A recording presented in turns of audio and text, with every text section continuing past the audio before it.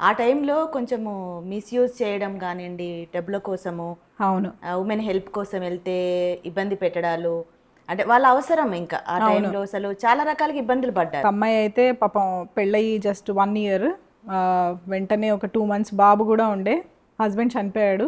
Husband చనిపోయాడని అత్తమామ ఇంటి నుంచి గెంటేశారు. సో ఆ అమ్మాయి మన దగ్గరకు వచ్చింది చిన్న పసికందుని వేసుకుని. బా మేము చెప్పాము, అమ్మ నువ్వు ఇబ్బంది పడకుండా, ఓకే ఆమె స్టోరీ అంతా చెప్పేసింది, మాకు కొంత టైం కావాలి కదా ఆలోచించుకుని ఈ అమ్మాయికి ఏం చేయగలం అని అవును. చెప్పడానికి.